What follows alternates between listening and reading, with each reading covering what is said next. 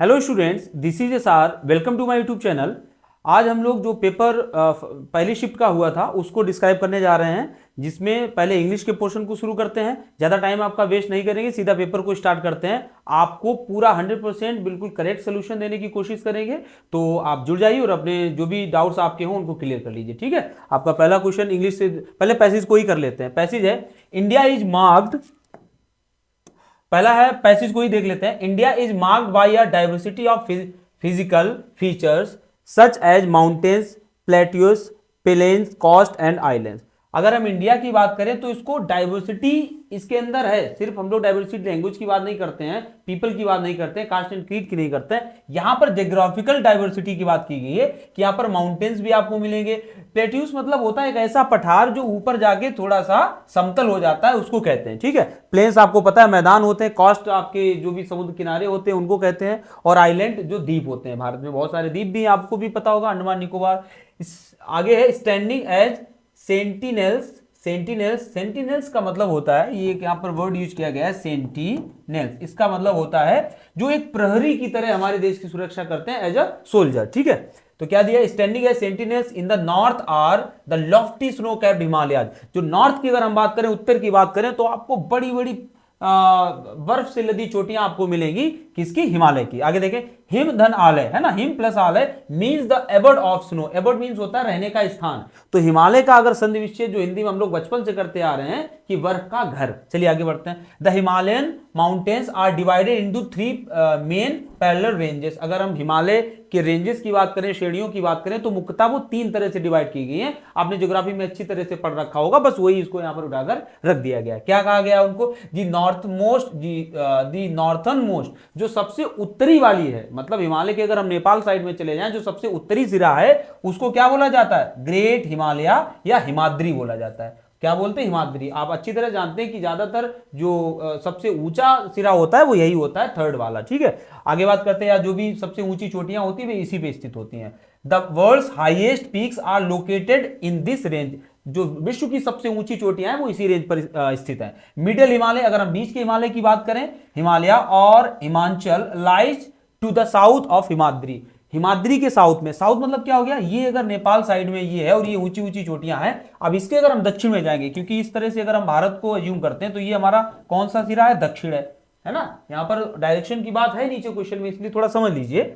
थोड़ा सा हम इसको क्लियर ही कर देते हैं आपको, वो क्या कहना चाह रहा है, और बहुत इन शॉर्ट करेंगे, आपका टाइम बिल्कुल भी नहीं जाएगा।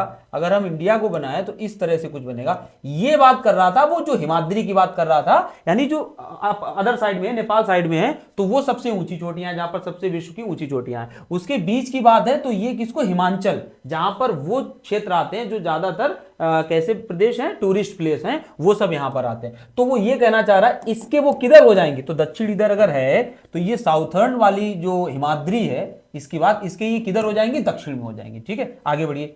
मिडिल हिमालय और Himachal lies to the south of Himadri, है ना, हिमाद्री के साउथ में। आगे देखिए, मेनी पॉपुलर हिल्स स्टेशन, तो बहुत सारे हिल स्टेशन है सिचुएटेड या लोकेटेड हियर। बहुत सारे हिल स्टेशन यहीं पर हैं, मनाली हुआ, कुल्लू हुआ और शिमला हुआ, बहुत सारे। Many popular, sorry, the Shivalik is the southern most range. जो शिवालिक है, अब ये जो थर्ड पे आती है, ये साउथर्न मोस्ट मतलब समझ रहे हो, सबसे ज्यादा साउथ की तरफ जो रेंज है हिमालय की, ये उधर हो गई, बीच हो गई और इधर हो गई। ठीक है, southern most range. The northern India plains, अब जो उत्तरी भारत का मैदानी भाग है, कैसा भाग है, मैदानी भाग है, plains, lies to the south of the Himalaya, वो हिमालय के दक्षिण में है ना। आप भी जानते हैं उत्तर प्रदेश हुआ, उत्तराखंड हुआ, या उसके नीचे की जितनी भी जगह हैं जो प्लेन्स है, गंगा यमुना का मैदानी भाग है, वो किसके पड़ता है, साउथ में, वो हिमालय के साउथ में पड़ता है। ठीक है, of the Himalaya. They are generally level and flat, ये मुख्यतः कैसे होते हैं, लेवल यानी प्लेन होते हैं, फ्लैट होते हैं। ठीक है,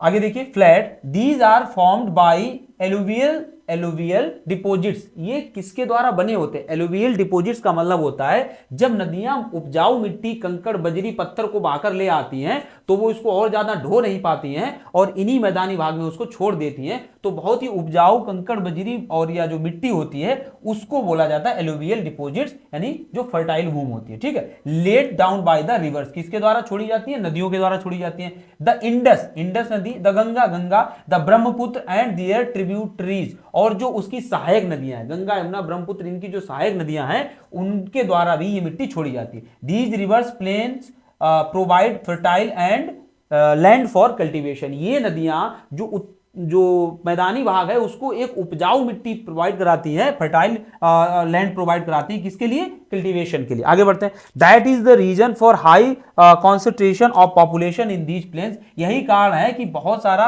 जनसंख्या घनत्व तो इसी क्षेत्र में पाया जाता है। और आप जानते हैं उत्तर प्रदेश में है ना सबसे ज्यादा जनसंख्या के लिए जाना जाता है। क्यों? क्योंकि यहां पर जनसंख्या, ये शुरुआत की बात करें तो बस्ती ही इसीलिए थी कि वहां पर मिट्टी खेती के योग्य थी। चलिए, हमारा पैसेज तो पूरा हो गया। अब जरा देखते हैं इनसे क्वेश्चन क्या पूछे गए हैं। तो क्वेश्चन की बात करें, थोड़ा सा इसको ऊपर बढ़ाते हैं। क्वेश्चन हमारे हैं, क्या क्वेश्चन है?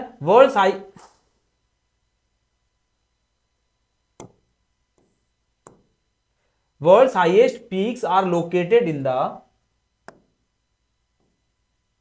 देखिए, हाँ, world's highest peaks are located in the. आप पैसेज इतनी अच्छी से पढ़ लिया कि आपको ऐसे पता होगा सबसे हाईएस्ट कहां पर है? जो हिमाद्री है ना, हिमाद्री रेंज है, वहीं पर सबसे ऊंची ऊंची चोटियां पाई जाती है। ना तो शिवालिक पे, ना मिडल पे, हिमाद्री पे। साउदर्न मोस्ट में तो है ही नहीं। ठीक है, आगे देखिए। नॉर्दर्न इंडियन प्लेन्स, जो नॉर्दर्न इंडियन प्लेन्स है, आर रिच इन, अब आप समझ गए होंगे ना, रिच किसमें है? फर्टाइल जो भूमि है उसके लिए यहां पर वर्ड क्या यूज किया गया था? एलुवियल। कहां गया? Alluvial deposits. तो एलुवियल डिपोजिट्स के लिए वो रिच है, मतलब ज्यादा मात्रा में वहां पर कैसी भूमि पाई जाती है? उपजाऊ भूमि पाई जाती है, खेती के योग्य भूमि पाई जाती है। ठीक है, अब अगर हम इसके और 3 क्वेश्चन इंग्लिश की बात करें तो वो वोकैब से होंगे। और हमने आपको जब पैसेज कराए थे तब भी आपको बताया था कि 2 क्वेश्चन, 2 से 3 पैसेज से पूछे जाएंगे, बाकी आपकी वोकैब्स आएगी। कहीं आपको कोई ग्रामर लेंदी देखने को नहीं मिलेगी। और बिल्कुल वैसा ही है, बिल्कुल भी आपको यहां पर ग्रामर नहीं पूछी गई है। जैसा पैसेज में पढ़ाया था वैसा ही उसी टाइप का बिल्कुल आया है। ठीक है, और यहां पर देखिए वर्ड भी एज इट इज आ गया। हमने आपको फास्टिडियस, फिनिक्की, चूजी, फसी, सिलेक्टिव, नक्चड़ा बताया था। आप वीडियो पूरे अगर किसी ने पीछे के देखे होंगे तो उसको पता होगा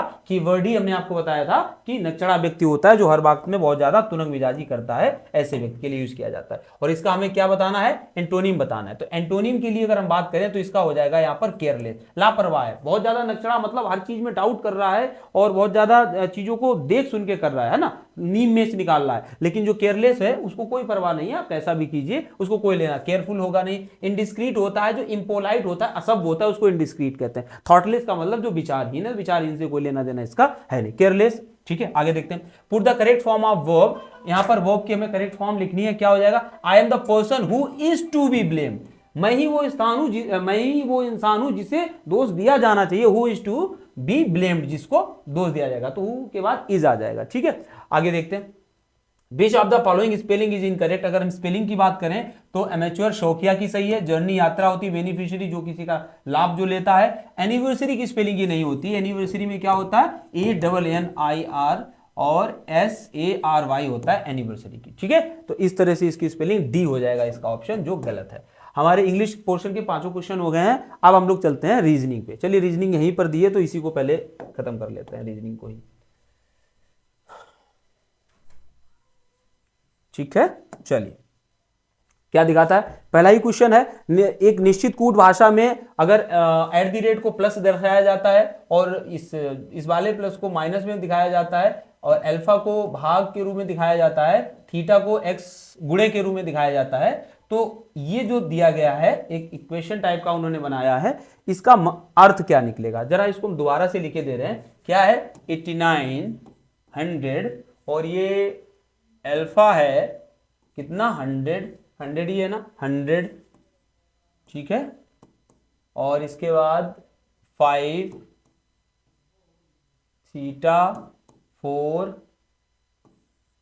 और इसके बाद आ जाएगा 1 2 1 अल्फा 11। इसका मान हमसे पूछा जा रहा है क्या होगा। तो चलिए जैसा वो बोल रहे हैं वैसा लगा देते हैं। यहां पर अल्फा का मान क्या है? भाग है, तो 89 100 डिवाइडेड बाई 100। ठीक है, और इस साइन का मतलब माइनस दिखाया उन्होंने, माइनस क्या हो जाएगा? 5 ही तो था 5, और जो बीच में थीटा है उसका मान कहां पर दिखाया गया है? और इसको गुणे से दिखाया गया, तो इसका मतलब हो जाएगा गुणे, और इसके बाद इसका फिर से मतलब हो जाएगा माइनस। ठीक है, क्या हो जाएगा? माइनस, और माइनस के बाद क्या आएगा? 1 2 1, और अल्फा का मतलब फिर से क्या आ रहा है? भाग। भाग कितने का 11 का। ठीक है, बस सॉल्व कर लेते हैं। 0 से 0 कट जाएगी, 89 बचेगा और ये 5 चौको 20 माइनस के 20 हो जाएंगे और माइनस के 11 का भाग लगा देंगे, कितना 11 का वर्ग है 121। तो अब इसको अगर घटाएंगे तो आप घटा लीजिए कितना आ जाएगा 58, यानी इसका आंसर हो जाएगा ए। ठीक है ना, सब लोगों का सही आया होगा, सिंपल क्वेश्चन था। आगे देखते हैं, अगला क्वेश्चन देखते हैं। अगला क्वेश्चन क्या कह रहा है देखिए जरा, 58 हो जाएगा इसका। अगला है संख्याओं के क्रम में गलत संख्या को ज्ञात कीजिए। ये सभी ने लगा लिया होगा। 582 का संबंध दिखा रहे हैं 588 से, कितना बढ़ रहा है 6 बढ़ रहा है। 588 का किसके साथ दिखाएंगे, ये 634 के साथ, तो यही गलत है यहाँ पर। पहले तो आपको बता दें ये गलत है, आगे और देखते हैं इसको। और अब देखिए 605 में कितने बढ़ा रहे हैं, अगर 6 बढ़ा रहे हैं तो 611 आ रहा है, 611 में 6 बढ़ा रहे हैं तो 617 आ रहा है। और अब ये सही चल रहा है, 6 का अंतर है, 582 588 6 का अंतर। 588 के बाद आप 6 जोड़ो तो कितना आना चाहिए, 94 आना चाहिए। कितना आना चाहिए, 594 आना चाहिए। और 594 में 6 जोड़ेंगे तो 600, यानी 6 का डिफरेंस है जो कि 634 में फॉलो नहीं हो रहा है, इसीलिए यही हमारा आंसर हो जाएगा। आगे देखिए 17 जून 1998 को सप्ताह का कौन सा दिन था। 17 जून 1998 को दिन पूछ रहे हैं। आप आज की डेट डाल दीजिए 28 अक्टूबर 2023 को दिन आपको पता है कौन सा है आज दिन आज है आपका सैटरडे। क्या है, आज दिन है सैटरडे। ठीक है, बस देख लीजिए टोटल कितने ईयर बन रहे हैं, 25 ईयर्स बन रहे हैं। 25 तो साल बन रहे हैं। महीनों में जरा देख लेते हैं तो जून जाएगा, जून जुलाई अगस्त सितंबर और अक्टूबर, ये महीने। जून में कितने दिन बन रहे हैं, जून में बन रहे हैं 17 दिन हो चुके हैं, यानी 13 दिन बचे हैं। जुलाई में कितने, जुलाई में विषम दिन कितने होते हैं, सब पढ़ाया हुआ है, 31 दिन होते। 31/7 करोगे तो विषम दिन कितने आ जाएंगे 3। अगस्त में 3, सितंबर में 2, 30 दिन की होती है तो विषम दिन 2 आ जाएंगे। अक्टूबर में जितने हुए हैं यानी 28 के 28 लिख दीजिए। देखिए जो पिछला महीना जहां से शुरू होते हैं तो जो पीछे निकल गए दिन उनको छोड़ देते हैं, आगे बढ़ना है ना। 98 के बाद 2023 की ओर जाना, आगे बढ़ना है, तो हम आगे के दिन जितने बचे उतने लेंगे। इन सभी को आप जोड़ोगे, 3 3 6 2 8 और 13 8 21 और इधर कितना था 28। आप देखोगे ये सभी कट रहे हैं आपस में, है ना, ये भी 7 से कट रहा है, ये भी 7 से, तो यहां पर तो आपका क्या आ जाएगा 0 आ जाएगा, यानी विषम दिन यहां पर 0 आ जाएंगे। तो महीनों में कोई विषम दिन नहीं है। अब साल में जरा देख लेते हैं। इसमें अगर हम लीप ईयर की बात करें, किसकी बात करें, लीप ईयर की, 25 में तो आपको 6 लीप ईयर मिलेंगी, है ना। अब 6 के नाम भी आप लिखना चाहोगे तो 98 है नहीं, 99 इसके बाद 2000 आएगी जो कि सेंचुरी लीप ईयर होगी। 2000 के बाद 2004 आएगी, फिर 8 आएगी, फिर इसके बाद 12 आएगी और फिर 16 आएगी और इसके बाद 20 आएगी। बस 1 2 3 4 5 6 लीप ईयर आएंगी, तो 6 लीप ईयर हो गई। और इसके अलावा 6 लीप ईयर के बाद साधारण ईयर कितनी बचेंगी 19। एक लीप ईयर में कितने विषम दिन होते हैं 2, और एक साधारण ईयर में कितने होते हैं, एक ही होता है। तो कितने हो जाएंगे 19 और 6 दूनी 12 और 19 31, टोटल 31 विषम दिन आ गए। फिर से 7 का भाग लगाएंगे तो कितने बचेंगे 3, यानी 17 जून 1998 से लेके 28 अक्टूबर 2023 तक जो विषम दिन आए हैं वो कितने आए हैं 3 आए हैं। और 3 के हिसाब से अगर इस दिन आज सैटरडे है, आज क्या है सैटरडे है, तो इसके 3 दिन पीछे क्या हो जाएगा बुधवार हो जाएगा। क्या हो जाएगा बुधवार हो जाएगा, सैटरडे फ्राइडे थर्सडे वेडनेसडे, तो इसका आंसर हो जाएगा बुधवार। ठीक है, बाकी बहुत ज्यादा डिटेल में नहीं जाएंगे, हमने आपको बता दिया, कंफर्म है। अगर कोई बुधवार लगा के आया उसका उत्तर बिल्कुल सही है। आगे देखते हैं, इस क्वेश्चन को जरा देख लीजिए। क्या ये क्वेश्चन कह रहा है, बढ़ाइए इसको ऊपर। क्वेश्चन कह रहा है, देखिए जरा,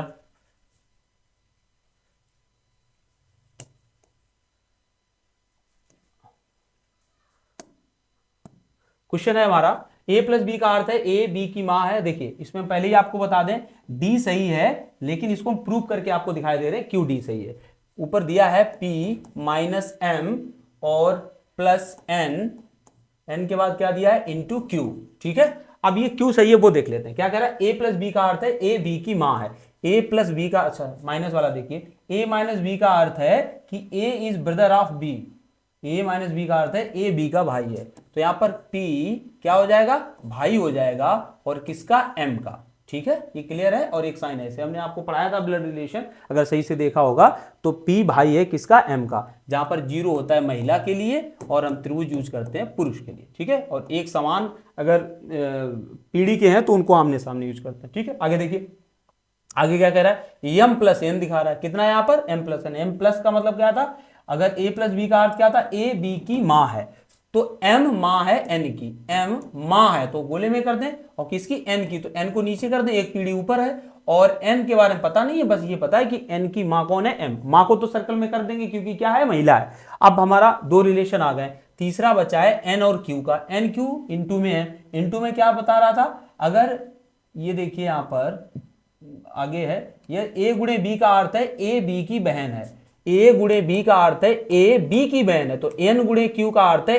n q की बहन है, तो n बहन है, तो बहन मतलब बहन सर्कल में किसकी, q की, तो सामने रखो, एक ही पीढ़ी के हैं, और q बना दो, q के बारे में कुछ भी नहीं पता है, ठीक है, तो n बहन होगी q की। अब देखते हैं क्या कह रहा था, कौन सा ऐसा रिश्ता है जो a b, अच्छा पूछ क्या रहा था हमसे एक्चुअली ये, हाँ, कौन सा ऐसा दर्शाता है पी क्यू का मामा है, तो पी क्यू का मामा कहां से हो जाएगा, पी, ये इसका इसके साथ रिलेशन देखना, देखना क्यू की बहन है, ये बहन की मां, तो इसकी भी मां हो गई, इसकी भी क्या हो गई, मां हो गई, और मां का भाई, ये मां का क्या था, भाई था, और मां का भाई क्या होता है, मामा। यानी यही जो डी है ये हमारा रिलेशन को बिल्कुल सही शो कर रहा है जो वो पूछना चाह रहा है, ठीक है। बाकी ये डिटेल में समझने वाली चीजें जो अब कम से कम थोड़ी दिन के लिए तो आपके लिए जरूरत नहीं है इसकी।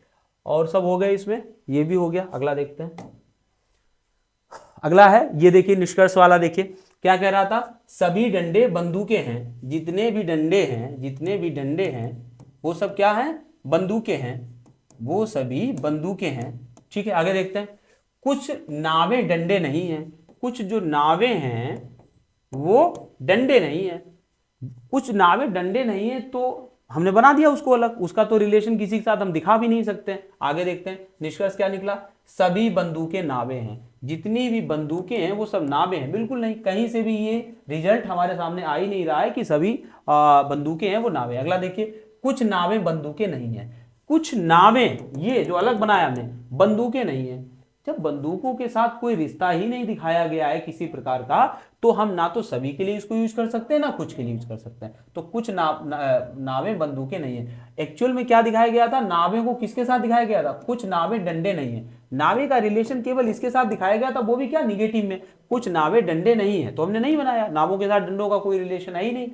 अब आगे वो इसका जबरदस्ती जोड़ना चाहता है, कुछ नावें बंदूकें नहीं है, तो हम कैसे कह सकते हैं, हो सकता है नावों का हिस्सा यहां पर हो सकता है ना, हो सकता है ये नामों वाला कॉलम कहां पर हो, यहां पर हो, केवल ये तो क्लियर है कि ये ऐसा नहीं होगा, ये ऐसा तो हो ही सकता है ना, बंदूकों के अंदर तो हो ही सकता है, या फिर ये ऐसा भी हो सकता है, तो नावों के, या फिर बिल्कुल अलग भी हो सकता है। तो नावों के बारे में आप कुछ भी श्योर नहीं हो कि नावें क्या कह रही, तो जो दूसरा है, कुछ नावें बंदूकें नहीं है, कुछ नावें, ये नावें, हम नावें यहां भी कह सकते हैं, नावें यहां भी कह सकते हैं, कुछ नावें बंदूकें नहीं है ऐसा भी नहीं कह सकते हैं, क्योंकि यहां भी हो सकता है, यहां भी हो सकता है, यहां भी हो सकता है, बस इसके साथ रिलेशन नहीं होगा। आई थिंक आपको क्लियर हो गया होगा, कोई भी डाउट इसमें रहेगा नहीं, और ये हो जाएगा डी, यदि ना तो एक और ना ही दो अनुसरण करते हैं, कोई भी इसमें डाउट नहीं है। आगे बढ़ते हैं, अगला है यहां से शायद रीजनिंग 50, और इसके बाद क्या शुरू हो गई है, जीएस शुरू हो गया। अब तो यहाँ रीजनिंग है नहीं, आगे बढ़ते हैं। इसमें क्या है, इसमें जीएस है जो आपकी हो चुकी है, वी के सर द्वारा आपको कराई जा चुकी है बड़े अच्छे से, हालांकि वो और भी अच्छे से करा सकते थे, लेकिन डिस्क्राइब करने का कोई मतलब यहाँ पर था नहीं, और आपको सिर्फ क्या कराने थे, डीआई इसमें हमने रखी नहीं है, क्योंकि डीआई एक अपने आप में बड़ा पोर्शन है, तो उसको अलग ही कराया जाए वो ज्यादा बेटर है, ठीक है। तो मैथ को करा देते हैं, और मैथ कहाँ से शुरू हो रही है, ये शायद शुरुआत से ही शुरुआत है क्या मैथ की,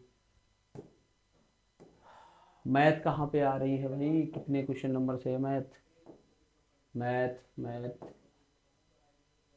आई होप पेपर थोड़ा सा लेवल पे आता तो ज़्यादा बेटर था। जैसा कि आता रहा है पेपर, और जैसा कि लोग कराते रहे हैं, उससे इसका लेवल थोड़ा सा अप आया है, तो आई होप सबने अच्छा किया हो, पर थोड़ा सा अप लेवल का था। लेकिन अगर इंग्लिश पोर्शन की बात करेंगे अच्छा था, मैथ पोर्शन की बात करेंगे सिंपल था, और इवन रीजनिंग भी सिंपल थी। आपकी जो जीएस आई थी वो थोड़ी सी लेंदी आई थी, और जो डीआई आई थी वो भी थोड़ी सी लेंदी आई थी। बाकी सभी पोर्शन हमें नहीं लगता इसमें कोई दिक्कत है, सभी सही है, ठीक है। आगे देखते हैं, 31 क्वेश्चन मैथ यहां से शुरू हुई थी, इसको लगाते हैं। इंग्लैंड न्यूजीलैंड वनडे मैच में बारिश के कारण इंग्लैंड को जीत के लिए 48 ओवर में 324 रन बनाने थे। चुपचाप लिख दीजिए 48 ओवर में, और कितने बनाने थे, 324, ठीक है। अब आगे देखिए बस, शुरुआती 10 ओवर में, जैसा वो कहता जाए वैसा करिए। 10 ओवर में जो स्कोर रहा है, रन रेट वो 6 का रहा है। अब 10 ओवर में 6 के हिसाब से कितने बन गए होंगे? 60। आगे देखते हैं, लेकिन अगले 10 ओवर में ये बढ़कर 8.5 हो गया, अगले में 8.5 हो गया,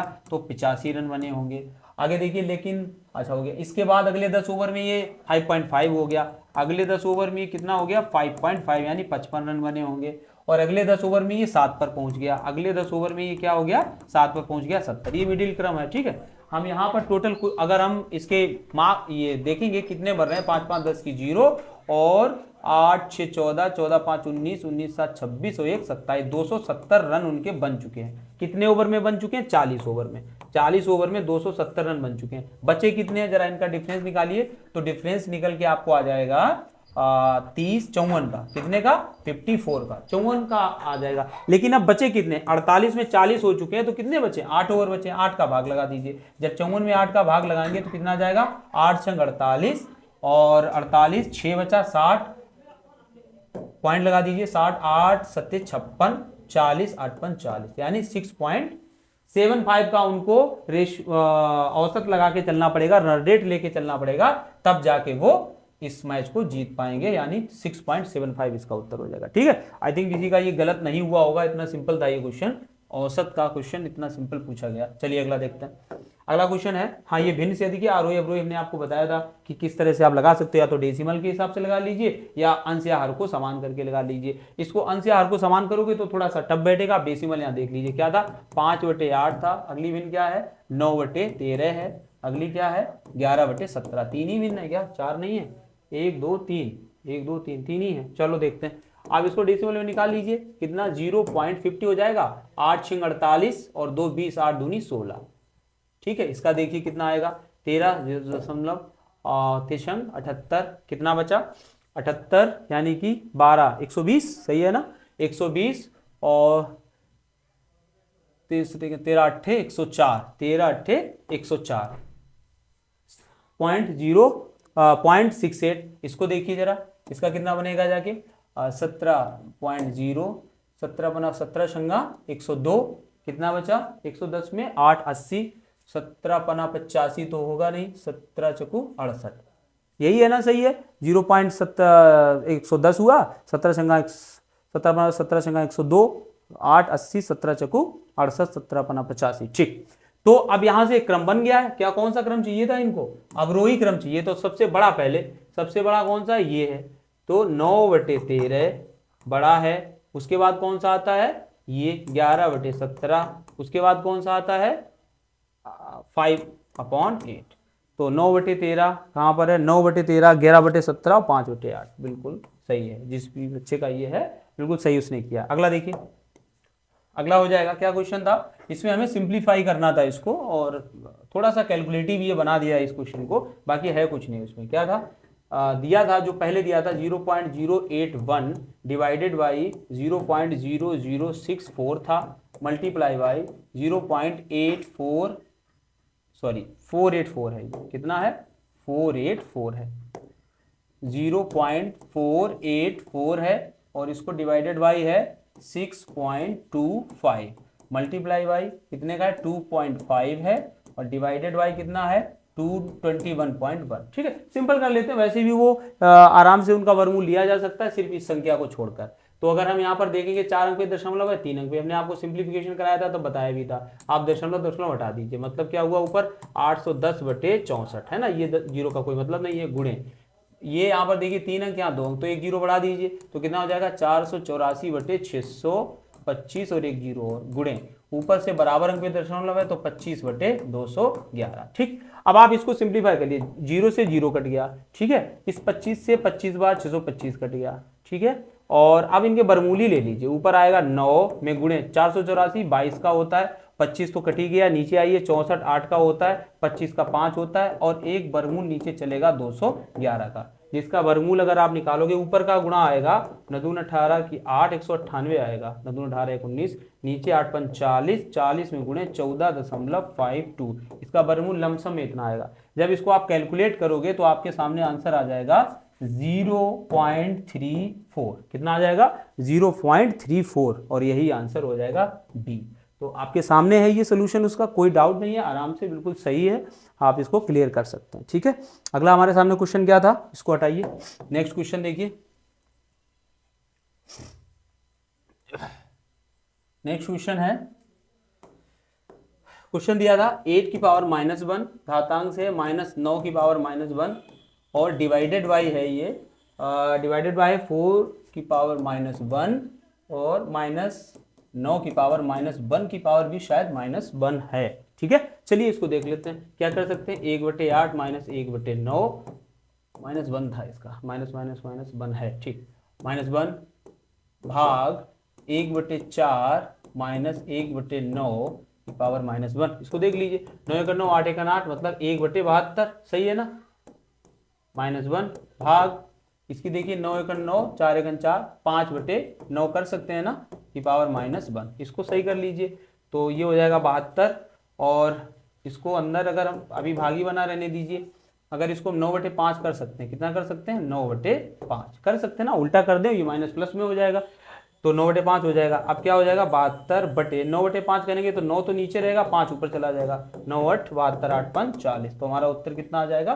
40 आंसर है। कहीं पर कुछ गड़बड़ हुआ है, कहीं पर गड़बड़ हुआ है,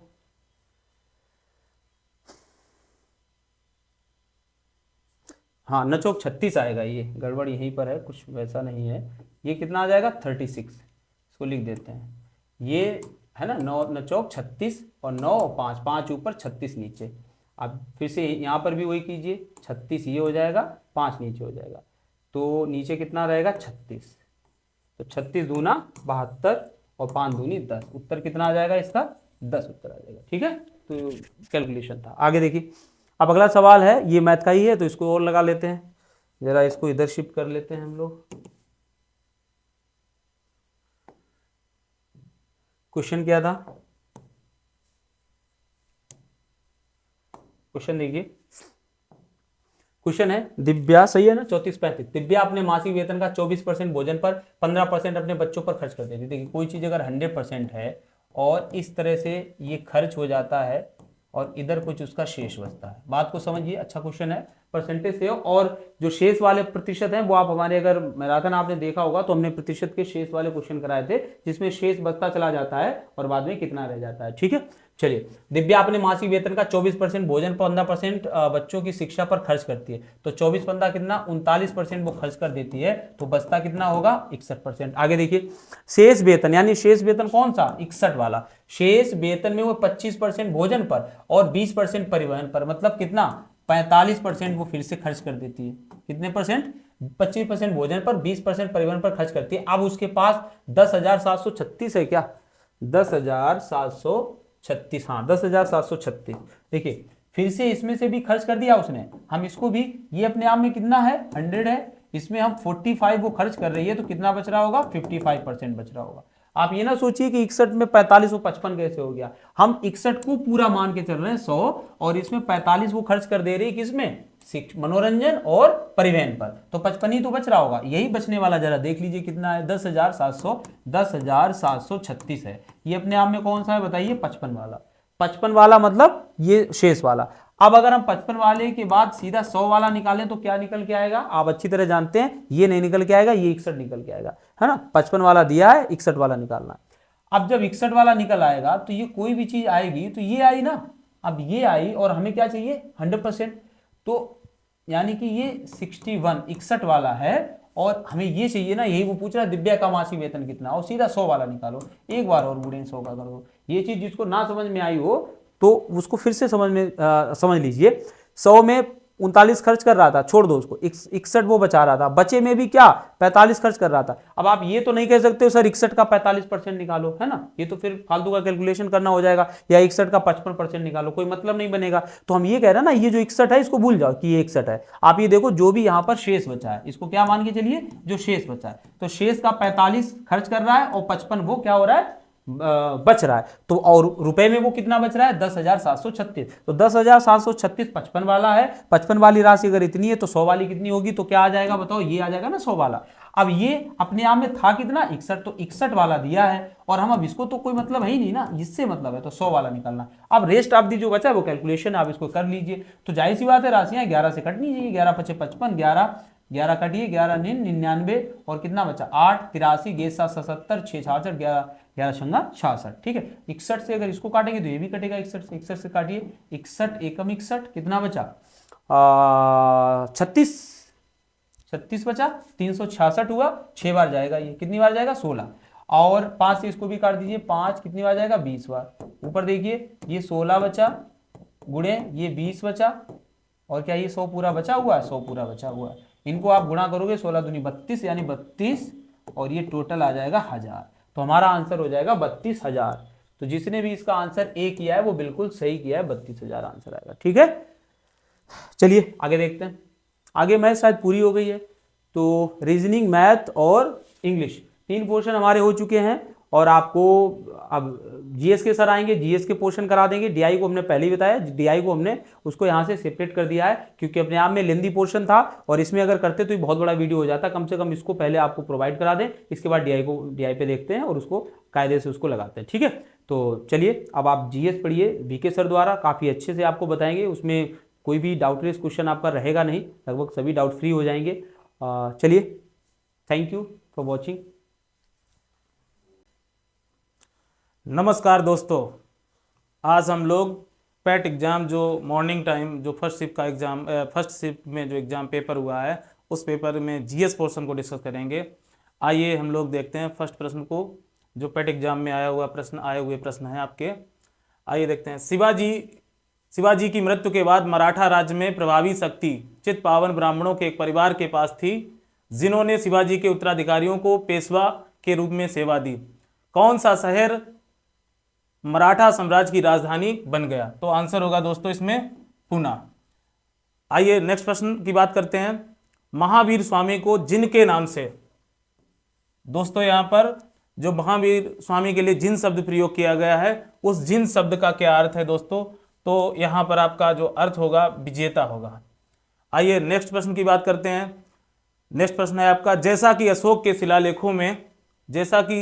शिलालेखों में उल्लेख किया गया है, मौर्य साम्राज्य में राजधानी पाटलिपुत्र और अन्य 4 प्रांतीय केंद्रों सहित 5 प्रमुख राजनीतिक केंद्र थे। निम्नलिखित में से कौन सा प्रांतीय केंद्र नहीं था? तो दोस्तों इसमें जो आंसर होगा आपका इंद्रप्रस्थ नहीं थी राजधानी किसकी? तो मौर्य साम्राज्य की। आइए नेक्स्ट प्रश्न की बात करते हैं दोस्तों। ऋग्वेद में विश्वामित्र नामक एक ऋषि और 2 नदियों के बीच संवाद है। तो इसमें आपके जो आंसर हैं, इसमें जो ऑप्शन है आपका सतलुज और चिनाव, ब्यास और सतलुज, चिनाव और रावी, ब्यास और झेलम। तो इसमें आपका आंसर हो जाएगा दोस्तों, विश्वामित्र ने जो संवाद किया था व्यास और झेलम नदी, इसका आंसर क्या हो जाएगा? ब्यास और झेलम नदी। आइए नेक्स्ट प्रश्न की बात करते हैं दोस्तों। 5वां प्रश्न आपका जो एग्जाम में आया हुआ है, 1722 में की सूबेदारी सवाई राजा जयसिंह को दी गई। तो कहाँ की दी गई थी? तो ऑप्शन आपके क्या, आमेर, मालवा, लखनऊ। तो यहाँ पर आंसर क्या हो जाएगा? आगरा यहाँ पर आंसर हो जाएगा दोस्तों। तो सूबेदारी जो सवाई राजा जयसिंह को दी गई थी वो कहाँ के लिए? आगरा की। आइए नेक्स्ट प्रश्न बात करते हैं। निम्नलिखित में किसने अपने सहयोगियों को ये महसूस करने के लिए प्रेरित किया था कि संविधान सभा ब्रिटिश निर्मित थी और ब्रिटिश योजनाओं पर काम कर रही थी, जैसा कि ब्रिटिश चाहते थे कि इस पर काम किया जाए? तो ये जो कथन है किसका है दोस्तों? तो यहाँ पर आंसर हो जाएगा सोमनाथ लाहिड़ी का है। किसका है? सोमनाथ लाहिड़ी का कथन है। अच्छे से मतलब आंसर ये है आपका। आइए नेक्स्ट 7 प्रश्न की बात करते हैं। चित्तरंजन दास यानी इनको बोलते हैं सीआर दास, ये वैसे सुभाष चंद्र बोस के ये क्या थे? राजनीतिक गुरु थे। तो उनसे एक प्रश्न बना है आपकी एग्जाम के लिए।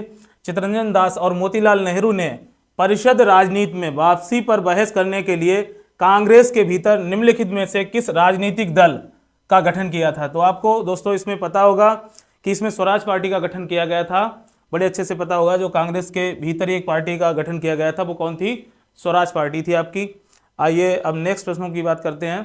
नेक्स्ट प्रश्न है आपका दोस्तों, कांग्रेस का वह अधिवेशन कहाँ हुआ था जिसमें महात्मा गांधी ने अन्य नेताओं को खिलाफत के साथ साथ स्वराज के समर्थन में असहयोग आंदोलन शुरू करने की आवश्यकता के बारे में आश्वस्त किया था?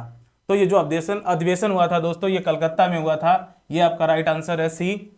आइए नेक्स्ट बात कर लेते हैं दोस्तों। अगला प्रश्न है आपका, निम्नलिखित में से खुदाई खिदमतगार मतलब का संस्थापक कौन था जिसे बादशाह खान के नाम से भी जाना जाता है? तो यहाँ पर जो आपके ऑप्शंस हैं, जिसमें आपका आंसर क्या हो जाएगा, खान अब्दुल गफ्फार खान। खान अब्दुल गफ्फार खान ने किसको संस्थापक माना जाता है? तो खुदाई खिदमतगार का इन्हें संस्थापक माना जाता है। नेक्स्ट प्रश्न है आपका, 1913 में हिंदुस्तान गदर पार्टी का मुख्यालय कहाँ था दोस्तों? तो इसमें आंसर हो जाएगा आपका सैन फ्रांसिस्को, यानी गदर पार्टी कहाँ इसका मुख्यालय बना था? तो सैन फ्रांसिस्को में। आइए नेक्स्ट प्रश्न, और इसमें आप जानते हैं लाला हरदयाल से जो गदर पार्टी थी उसमें किसका संबंध है? तो लाला हरदयाल का संबंध है इसमें। आइए नेक्स्ट प्रश्न की बात करते हैं। काफ़ी अच्छे प्रश्न पेट एग्जाम में पूछे गए हैं, अच्छा पेपर का जो स्तर है काफ़ी अच्छा है। देखो बड़े ही अच्छे प्रश्न यहाँ पर हैं और पेपर का जो कठिनाई का स्तर बहुत ही अच्छा बनाया गया है। क्वेश्चन है आपका, सिरोही या सिरोए कुमुदनी लिली भारत के निम्नलिखित में किस राज्य में पाई जाने वाली एकमात्र स्थलीय कुमुदनी लिली है? तो ये कुमुदनी लिली का संबंध किस राज्य से है? तो दोस्तों इसमें आंसर होगा मणिपुर से। इसका संबंध किससे है? तो मणिपुर राज्य से है। आइए नेक्स्ट प्रश्न बात करते हैं, उड़िया पठार। प्रश्न आपका पूरा क्या है, भारत के निम्नलिखित किस राज्य में स्थित है? तो आपका आंसर हो जाएगा राजस्थान राज्य में उड़िया पठार स्थित है। आपको बड़े अच्छे से समझ लेना है, इसका आंसर क्या है? राजस्थान। दोस्तों 13 प्रश्न है आपका, शीत ऋतु की शुरुआत में तमिलनाडु के तटीय क्षेत्रों में बारिश का क्या कारण रहता है? यानी जो शीत ऋतु में वर्षा होती है तमिलनाडु में, और वो कौन सा मानसून होता है? तो इसमें आंसर हो जाएगा उत्तर पूर्वी वर्षा ऋतु का जो मानसून होता है जो तमिलनाडु के तटीय क्षेत्रों में बारिश करता है। तो आप लोग सभी लोग इस काफी अच्छा प्रश्न था ये। प्रश्न 14 है आपका, राजस्थान के जालौर जिले में किस प्रकार का ग्रेनाइट पाया जाता है? मतलब बात यह है कि जालौर जिले में कौन सा ग्रेनाइट पाया जाता है? तो ऑप्शंस क्या है आपके, राखी ग्रीन ग्रेनाइट, मेरीगोल्ड ग्रेनाइट, काला ग्रेनाइट, जो आपका आंसर है रोजी पिंक ग्रेनाइट। ये कहाँ पाया जाता है? तो राजस्थान के जालौर में। आइए नेक्स्ट बात करते हैं दोस्तों। नेक्स्ट प्रश्न है आपका 15, पुर्तगालियों द्वारा निर्मित बंदेल चर्च। दोस्तों क्या, कौन सा चर्च? बंदेल चर्च भारत के निम्नलिखित किस राज्य या केंद्र शासित राज्य में स्थित है? तो ऑप्शन क्या है, गोवा है, पौडेचेरी है, पश्चिमी बंगाल है, उड़ीसा। तो यहाँ पर जो आंसर हो जाएगा दोस्तों पश्चिमी बंगाल हो जाएगा इस प्रश्न का। आइए जो नेक्स्ट प्रश्न है आपका, गन्ने के उचित लाभकारी मूल्य FRP को कौन मंजूरी देता है? तो ऑप्शन क्या है आपके, विपणन निरीक्षण निदेशालय, कृषि मंत्रालय, राष्ट्रीय शर्करा संस्थान कानपुर, आर्थिक मामलों की कैबिनेट समिति और कृषि लागत और मूल्य आयोग। चलिए थोड़ा डाउटफुल प्रश्न है, बाद में बताएंगे आपको। चलिए नेक्स्ट प्रश्न की बात करते हैं। 17वां क्वेश्चन आपका क्या है, निम्नलिखित में कौन सा एक भारतीय श्रम कानून सामाजिक सुरक्षा उपाय है जिसका उद्देश्य काम करने का अधिकार, राइट टू वर्क की गारंटी देता है? तो दोस्तों इसका जो ऑप्शन हो जाएगा, आंसर हो जाएगा आपका आंसर नंबर जो ऑप्शन नंबर बी होगा, महात्मा गांधी राष्ट्रीय ग्रामीण रोजगार गारंटी योजना। यानी 100 दिन जो काम के रोजगार दिया जाता था, ये आपकी कौन सी योजना है? नरेगा। कौन सी योजना?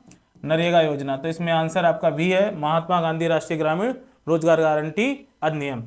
नेक्स्ट प्रश्न है आपका, स्वर्ण क्रांति यानी गोल्डन रिवोल्यूशन से प्रश्न बना है आपके एग्जाम के लिए, भारत में निम्नलिखित में से किस कृषि क्षेत्र में विकास के लिए जिम्मेदार है?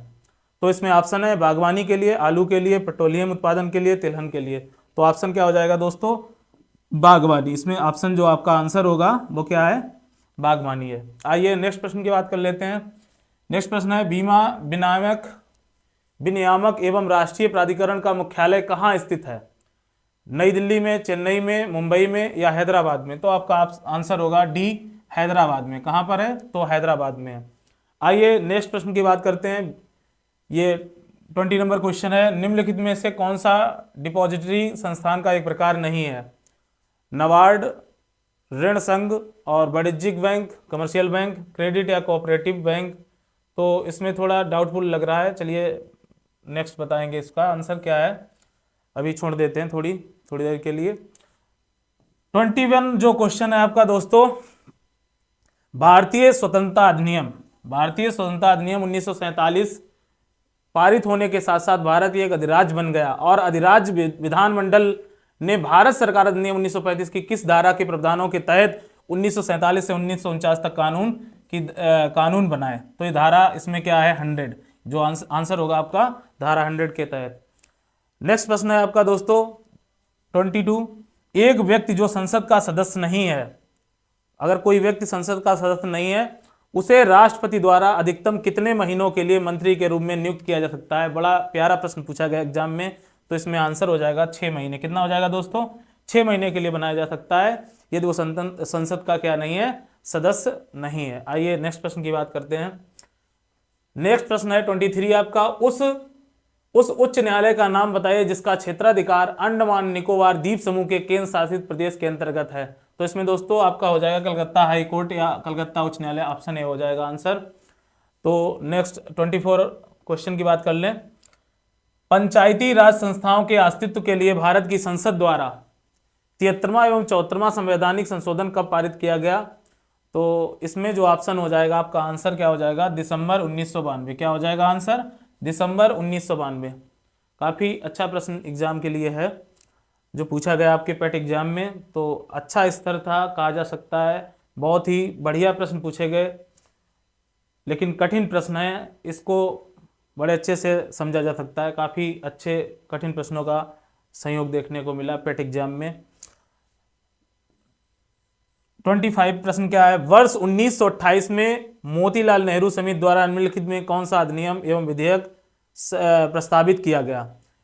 इसमें आंसर हो जाएगा बी ऑप्शन है आपका, अधिकारों का बिल। कौन सा बिल आया? तो अधिकारों का बिल। नेक्स्ट प्रश्न आपका 26, सौर यंत्र के संबंध में निम्नलिखित में कौन सा कथन सही है? इसमें कथन सही पूछा गया है। सौर यंत्र मतलब लैरिंग्स, जो हम लोगों के गले में जो क्या होती है, सौर यंत्र है जहां से आवाज, वॉइस बॉक्स जिसे बोलते हैं, वॉइस बॉक्स कहा जाता है। तो इसमें ऑप्शंस क्या हैं दोस्तों? इसमें स्वर रज्जु होते हैं, एक हड्डीदार, ये मतलब हड्डीदार बॉक्स है ये, इसमें हड्डियां नहीं होती हैं, सीधी बात है। इसमें दिया है, ये ऑप्शन नहीं है।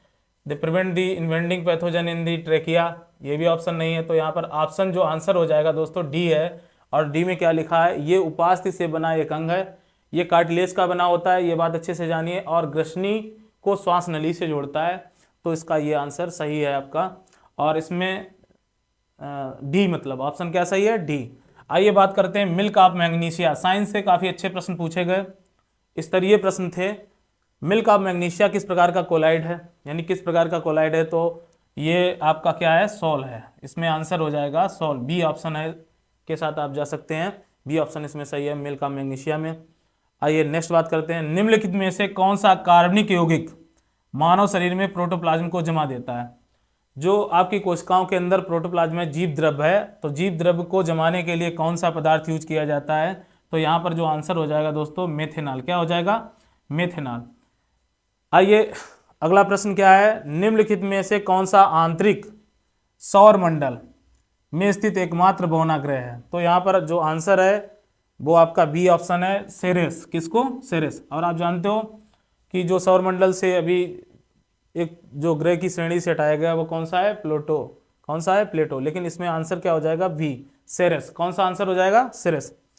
आइए अब नेक्स्ट प्रश्न, जो नेक्स्ट प्रश्न आपके एग्जाम के है, इसमें बड़ा अच्छा प्रश्न पूछा गया, काफी कठिन प्रश्न लोगों के लिए होगा। बिछुआ नेटल की पत्तियों के चुभने वाले बालों में निम्नलिखित में से कौन सा अम्ल मौजूद होता है? तो इसमें दोस्तों ऑप्शन में कई सारे दिए हैं अम्ल। ऑक्जेलिक अम्ल दिया है, एथेनोइक अम्ल दिया है, और आपका स्कारबिक अम्ल दिया है। लेकिन आप बड़े अच्छे जानते हो इसमें जो आंसर हो जाएगा मेथेनोइक अम्ल। कौन सा अम्ल? और इसका सूत्र आप जानते हो CH3COOH होता है, और इसको हम क्या बोलते हैं? एस्टिक एसिड भी बोलते हैं। तो यहाँ पर एस्टिक एसिड नहीं है, इसका IUPAC नाम दिया हुआ है, मेथेनोइक अम्ल। चलिए बात कर लेते हैं नेक्स्ट प्रश्न की। नेक्स्ट प्रश्न आपका क्या है दोस्तों? हाँ, तो यहाँ पर प्रश्न पूछा गया है, करेंट अफेयर से प्रश्न है। हाल ही में भारतीय गोल्फर शुभंकर शर्मा ने इंग्लैंड में मर्सीसाइड में रॉयल लिवरपूल गोल्फ क्लब में संयुक्त 8वें स्थान पर रहने के बाद ओपन में सर्वश्रेष्ठ परिणाम दर्ज किया। उन्हें किस वर्ष अर्जुन पुरस्कार से सम्मानित किया गया था? तो इसमें वर्ष दी गई कब इन्हें अर्जुन पुरस्कार मिला था। तो ऑप्शन आपके क्या इसमें आंसर हो जाएगा? बी ऑप्शन, 2018 में। कब? 2018 में। आइए नेक्स्ट प्रश्न क्या दिया है? भारत सरकार द्वारा संचालित निम्नलिखित में कौन सा निगम Asia transaction finance study group ATFSG में शामिल होने वाला पहला सदस्य बना। तो इसमें आपका आंसर क्या होगा, पावर फाइनेंस कॉरपोरेशन लिमिटेड। ये एक महारत्न कंपनी है दोस्तों, जो अभी हाल फिलहाल में जो शामिल हुई थी। तो इसमें आंसर क्या हो जाएगा, डी ऑप्शन हो जाएगा, पावर फाइनेंस कॉरपोरेशन लिमिटेड, ये महारत्न कंपनी है। नेक्स्ट प्रश्न पूछा गया, गुरुग्राम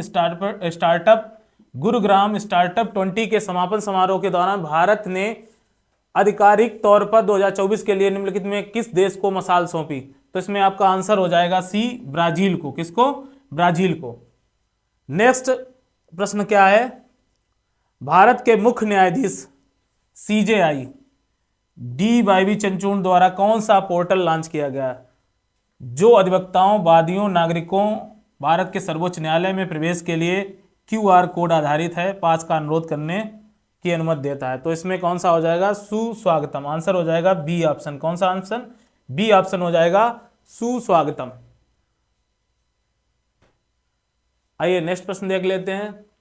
नेक्स्ट प्रश्न में क्या है, हाल ही में केंद्रीय सड़क परिवहन राजमार्ग मंत्री नितिन गडकरी ने भारत में 3.5 टन के वाहनों के लिए वाहन सुरक्षा मानकों को बढ़ाकर सड़क सुरक्षा बढ़ाने के उद्देश्य से भारत NCAP लॉन्च किया है। तो इसमें क्या आंसर होगा, बी ऑप्शन आपका आंसर होगा, न्यू कार असेसमेंट प्रोग्राम। कौन सा आंसर है, न्यू कार असेसमेंट प्रोग्राम। तो दोस्तों ये प्रश्न काफी अच्छा था, करेंट अफेयर का था। आइए बात कर लेते हैं, अगले दशक में निम्नलिखित में किस क्षेत्र में व्यापार को $100 बिलियन तक बढ़ाने के लिए भारत अमेरिका टास्क फोर्स की स्थापना की गई, और ये वो क्षेत्र कौन था जिसमें $100 बिलियन तक की बात की गई, भारत अमेरिका टास्क फोर्स की। तो इसमें आंसर हो जाएगा इलेक्ट्रॉनिक्स के लिए। किसके लिए, ये पैसे तो आप समझ गए होंगे, इलेक्ट्रॉनिक क्षेत्र, यानी डी ऑप्शन आपका। कौन सा ऑप्शन, डी आंसर है इसमें। विश्व का पहला 7 मिनट कैंसर उपचार टीका किस देश में शुरू किया गया। तो काफ़ी बड़ी उपलब्धि है, और 7 मिनट कैंसर उपचार टीका किसने विकसित किया है, तो आपका आंसर हो जाएगा ए ऑप्शन, इंग्लैंड ने। किसने, इंग्लैंड ने। आइए अब बात करते हैं नेक्स्ट प्रश्न की। मध्य प्रदेश में लागू मुख्यमंत्री लाडली बहना योजना महिलाओं के लिए किस आयु सीमा, मतलब इसमें आयु सीमा महिलाओं की क्या निर्धारित की गई है। तो इसमें आपके आंसर दिए हुए हैं। इसमें आंसर आपका क्या है, ए आवेदन के लिए कैलेंडर वर्ष में 1 जनवरी को 21 वर्ष पूरे कर लिए हों और 60 वर्ष से कम हो। तो इसमें आपका यही आंसर है, ए ऑप्शन होगा इसमें आंसर। आइए नेक्स्ट प्रश्न की बात करते हैं। पूर्वोत्तर सीमांत रेलवे वर्ष के सूक्ष्म परियोजना के लिए PMI दक्षिण एशिया पुरस्कार जीता है। यह परियोजना निम्नलिखित में किस जानवर के जीवन को बचाने के लिए इंस्ट्रक्शन डिटेक्शन सिस्टम है, मतलब। तो इसमें क्या है, तो इसमें आपका आंसर हो जाएगा हाथी मतलब हाथी को इसमें संरक्षित किया गया है। आइए बात कर लेते हैं अगले प्रश्न की। हाल ही में भारतीय वायुसेना इंडियन एयरफोर्स की पश्चिमी वायु कमान द्वारा शुरू किए गए वार्षिक प्रशिक्षण अभ्यास का नाम बताइए। तो इसमें ऑप्शन है आपके स्वास्तिक, शंख, तांडव। तो इसमें जो आपका आंसर हो जाएगा त्रिशूल। कौन सा आंसर हो जाएगा, त्रिशूल। नेक्स्ट प्रश्न है आपका, मेनन वन्यजीव अभ्यारण्य भारत के निम्नलिखित किस राज्य के केंद्र शासित प्रदेश में स्थित है। तो आंसर हो जाएगा इसमें कौन सा, सिक्किम राज्य में। किसमें, सिक्किम राज्य में। ऑप्शन सी इसका आंसर सही है दोस्तों। आइए नेक्स्ट प्रश्न, तेलंगाना राज्य के पालमपेट गांव में स्थित रामाप्पा मंदिर, जिसे वर्ष 2021 में यूनेस्को विश्व धरोहर स्थल में घोषित किया गया, यानी बात किसकी हो रही है, रामाप्पा मंदिर की, जो यूनेस्को धरोहर में शामिल हुआ है, उसका निर्माण किस राजवंश के शासनकाल द्वारा हुआ है। तो इसमें आंसर हो जाएगा डी आपका क्या हो जाएगा, काकतीय वंश द्वारा, मतलब रामाप्पा मंदिर जो बनवाया गया है, कहने का मीन्स। आइए बात कर लेते हैं 63 प्रश्न की। भारत संघ के प्रधानमंत्री अन्य मंत्रियों की नियुक्ति भारत के संविधान के तहत राष्ट्रपति द्वारा होती है। ये आर्टिकल कौन सा पूछा गया है, यानी प्रधानमंत्री और अन्य मंत्रियों की नियुक्ति किस अनुच्छेद के अंतर्गत होती है। तो इसमें आंसर हो जाएगा आपका अनुच्छेद 75। आर्टिकल नंबर कितना है, 75। अब आइए बात करते हैं अगले प्रश्न की, करेंट अफेयर का प्रश्न। कुथु भारत के निम्नलिखित में किस राज्य केंद्र शासित प्रदेश में कूथम बलम मंदिर में प्रदर्शित एक सामाजिक धार्मिक कला है। तो ये किस राज्य की बात कर रहा है, तो ये कुथू का संबंध किससे है? तो केरल राज्य से। ये फेस्टिवल जो है वो कहाँ? केरल राज्य का है, कुथू। आइए बात करें नेक्स्ट प्रश्न की। केंद्रीय भारत भाषा संस्थान का मुख्यालय निम्नलिखित में किस संस्थान पर स्थित है? तो इसमें आपका आंसर हो जाएगा मैसूर, कर्नाटक राज्य। कौन सा आंसर है इसमें? ए ऑप्शन आपका सही है इसमें। आइए नेक्स्ट प्रश्न की बात करते हैं।